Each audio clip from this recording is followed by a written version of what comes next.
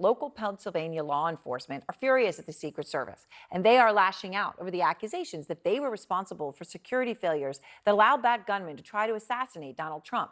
And they are speaking out tonight, and they are warning that this could happen again. And Danny Freeman has the interview that you'll see first out front.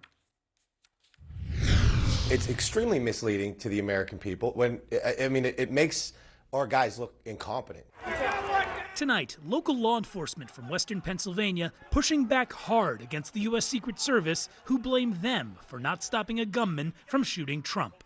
We assumed that the state and locals had it. We made an assumption that there was going to be uniformed presence out there, that there would be sufficient eyes to cover that there was going to be counter sniper teams in the AGR building, and I can assure you that we're not going to make that mistake again. Detective Pat Young leads the Beaver County Emergency Services Unit, which had a sniper in the AGR building on July 13th. The acting Secret Service director essentially said, we assumed that the local guys on the ground had control of this situation, and we're not going to make that mistake again. What do you hear when you hear that comment?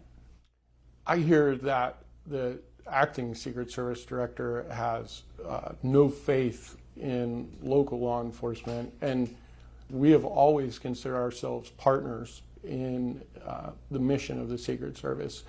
However, that statement really hurts those relationships. Detective Young and Beaver County District Attorney Nate Bible emphatic that their men followed Secret Service orders. So to me, you're talking about a building that was 150 yards away with a clear line of sight to the stage.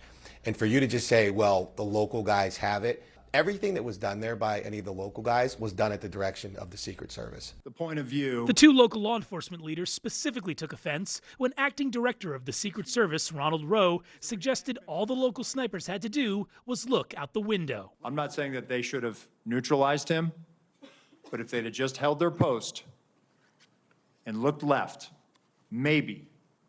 And there's a lot of maybes there, Senator. A lot of maybes, but... What's your reaction to that? Should one of your snipers look left? Was it that simple? It was absolutely not that simple. And the first thing that comes to mind is that we have not had any contact with Secret Service since the last election cycle. The acting director to say that this is where our guys were and this is what they seen is a misrepresentation to the American people. We were never asked what we seen or where we were from Secret Service. Detective Young and DA Bible says this image presented by the Secret Service to Congress is misleading. They say it reflects an angle their snipers did not have, and that their sniper was here at the far end of the AGR building looking straight out towards the crowd. Their views in no way could have seen crooks without pushing their heads outside the window and looking back. The videos and the exhibits presented to Congress are purely wrong. Now, the concern is looking forward as President Trump announced he's planning another rally in Butler County. Can you confidently say that something like this will not happen again if that happens? I cannot say that.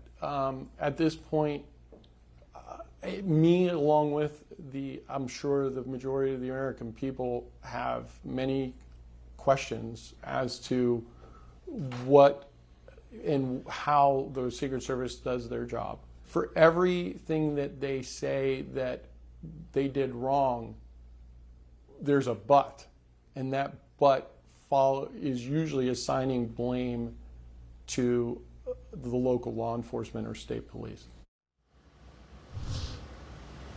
Aaron, now I will say these men say, of course, they will help out with any other rallies if they are asked, but they did acknowledge that the confidence and trust they have with that working relationship with Secret Service, it definitely has been fractured.